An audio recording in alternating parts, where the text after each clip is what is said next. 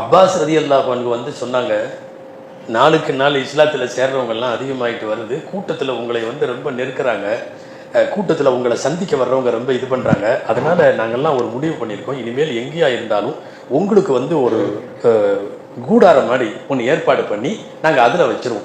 விஐபிகள் எல்லாம் உட்கார வைப்பாங்கல்ல, அந்த மாதிரி நாங்கள் வந்து அதில் உங்களை உட்கார வச்சிடறோம், நீங்கள் அதில் உட்காந்துக்குங்க, மற்றவங்க பொதுமக்கள் யாரும் வந்து உங்களை தொந்தரவு பண்ணாத அளவுக்கு பண்ணிடலான்னு சொன்னாங்க. அப்பாஸ் ரலியல்லாஹு அன்ஹு ரசூலுல்லாஹி ஸல்லல்லாஹு அலைஹி வஸல்லம் சொன்னார்கள், மக்களோடு மக்களாக கலந்து இருந்து லா அஸாலு பைன அதுஹுரிஹிம் ஹத்தா யத்தஊன அகிபி வ யும்சிகூன ரிதாஇ ஹத்தா அரிஹல்லாஹு மின்ஹும்.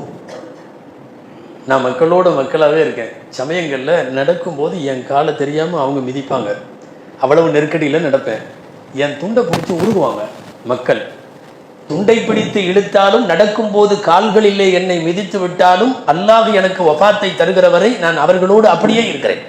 இந்த தனி ஆவர்த்தனம் எல்லாம் வேண்டாம், தனியாக ஒரு ஏற்பாடு பண்ணி என்னை மாத்திரம் அங்கே உட்கார வச்சுக்கிட்டு மற்றவர்கள் ஒரு மாதிரி நான் கொஞ்சம் உயர்ந்த ரகம் அப்படிங்கிற மாதிரி தயவு செய்து என்னை வைக்க வேண்டாம் என்று கேட்டார்கள் பெருமானார் ஸல்லல்லாஹு அலைஹி வஸல்லம்.